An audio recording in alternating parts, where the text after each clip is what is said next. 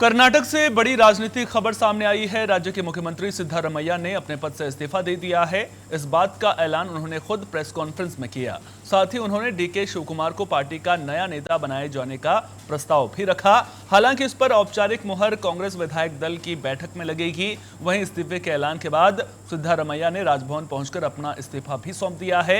कयास लगाए जा रहे हैं कि अगले कुछ दिनों में कर्नाटक के नए सीएम का शपथ ग्रहण समारोह होगा। बता दें कि पिछले कई महीनों से कर्नाटक में सीएम पद को लेकर कांग्रेस पार्टी में आपसी खींचतान जारी थी, जिस पर अब विराम लगता दिखाई दे रहा है।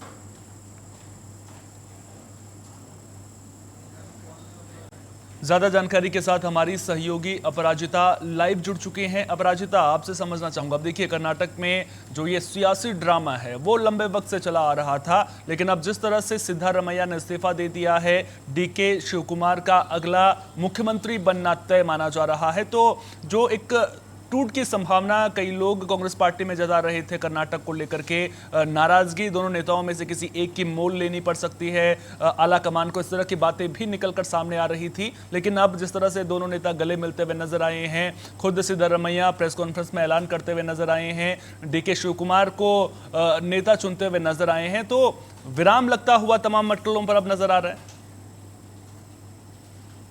बिल्कुल, वो कहावत आपने सुनी होगी, सोहन देर आए दुरुस्त आए। वही चीज कांग्रेस पर अब फिट बैठती हुई नजर आ रही है, क्योंकि सिद्धारमैया का इस्तीफा देना और डीके शिवकुमार का मुख्यमंत्री पद के लिए नाम सामने आना कोई नया नाम नहीं है। क्योंकि 2023 में जब चुनाव हुए थे विधानसभा के, उसी दौरान जो ये 2.5 साल वाला फॉर्मूला था, आपने देखा था, वो बहुत तेज हो गया था, क्योंकि सिद्धारमैया और डीके शिवकुमार दोनों ही एक मजबूत दावेदार थे और दोनों ही मुख्यमंत्री बनना चाहते थे। 2013 से 18 के बीच में सिद्धारमैया पहले ही मुख्यमंत्री रह चुके थे और डीके शिवकुमार भी जो थे पार्टी के एक मजबूत कांग्रेस नेता माने जाते हैं, जिन्होंने 2019 में भी जो था कमान संभाला था बहुत अच्छे से और संगठन को जोड़कर रखने का काम किया था। तो ऐसे में पार्टी के लिए भी बहुत दिक्कत हुई थी कि किसका नाम आगे करे, और वो किसी को नाराज नहीं करना चाहती थी।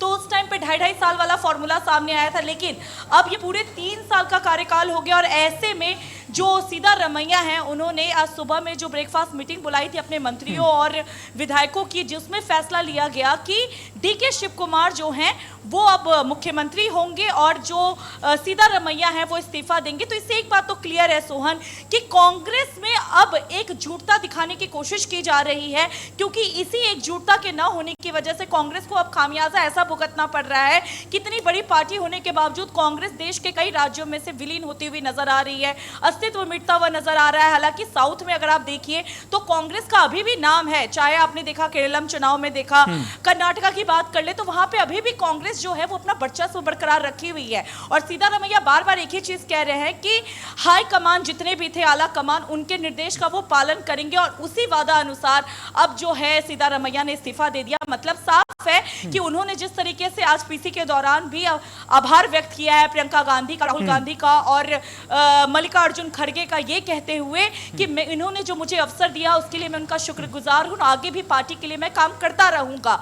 और नहीं, ये वो चीजें हैं अपराजिता, जो भी बयान दिए जा रहे हैं, जो तस्वीर निकलकर सामने आ रही है, ये पर्दे के सामने की तस्वीर है। पर्दे के पीछे क्या चलता हुआ नजर आया है वो मैं आपसे समझना चाह रहा हूं कि अब देखिए, राजनीति में किसी को मुफ्त में तो कोई चीज नहीं मिलती है। अब सिद्धारमैया अगर डीके शिवकुमार को मुख्यमंत्री बनाने के लिए राजी हुए हैं, जिसके लिए वो जब 2.5 साल का कार्यकाल उनका पूरा हो चुका था, तब भी दिल्ली में बैठकों का दौर चला था, तब राजी नहीं हुए थे। अब अगर राजी हो गए हैं तो कुछ शर्तें भी उनकी ओर से रखी गई होंगी। क्या कुछ सिद्धारमैया को दे रहा है कांग्रेस आला कमान इस पूरे मसले को लेकर के? बिल्कुल, देखिए सोहन, सबसे बड़ी बात यह है कि ये आपने बिल्कुल सही कहा कि पर्दे के पीछे की तस्वीर कुछ और होती है और आगे की कुछ और यहाँ पर भी वही चीजें दिख रही हैं। मेरे बताने का मतलब ये था कि तस्वीरें पेश की जा रही हैं एकजुटता की, जो हमेशा कांग्रेस में कमी देखने को मिलती है। जनता को ये बताने की कोशिश की जा रही है कि हम एकजुट हैं और एकजुट होकर के आपके लिए जो है सेवा में बैठे हुए हैं। लेकिन पर्दे के पीछे की अगर बात आप कहिएगा तो पर्दे के पीछे में खबर यही आ रही थी सूत्रों के मुताबिक कि डीके शिवकुमार के जितने भी समर्थक हैं हैं वो प्रेशर बनाने लग गए थे सिद्धारमैया की तरफ से कि 2.5 साल वाला फॉर्मूला हो गया था और इसी बात पर हाईकमान ने उन्हें जो है पद सौंपा था, तो अब उनको इस्तीफा दे देना चाहिए। तो ये जो प्रेशर बनता हुआ नजर आया था कहीं ना कहीं वो भी कारण बना। लेकिन जिस तरीके से आपने देखा था कि बेंगलुरु पहुंचते हैं डीके शिव कुमार और सिद्धारमैया से मिलते हैं, गले लगाते हैं, पैर छूते हैं, तो एक ऐसा सिनेरियो बनाने की तस्वीर दिखाई जा रही है, एक ऐसा नैरेटिव पेश करने की अपराजिता, मैं आपसे ये समझना चाह रहा था कि सिद्धारमैया अब देखिए अभी तक मुख्यमंत्री की जिम्मेदारी संभाल रहे थे, अब उनका रोल क्या होगा कांग्रेस पार्टी में? क्या सेंटर की राजनीति में आते हुए नजर आएंगे और क्या उनके बेटे को भी मंत्री पद मिलता हुआ नजर आएगा कर्नाटक में? हो सकता है मीटिंग में ये फैसले लिए गए हों, क्योंकि अभी में औपचारिक रूप से कुछ सामने नहीं आया है। जो शर्तें दी गई होंगी, जिस पर बातें हुई होंगी, वो अभी तस्वीरें सामने नहीं लाई गई हैं। इसलिए मैं बार बार एकजुटता पर जो है जोर दे रही हूं सोहन, क्योंकि दिखाया यही जा रहा है।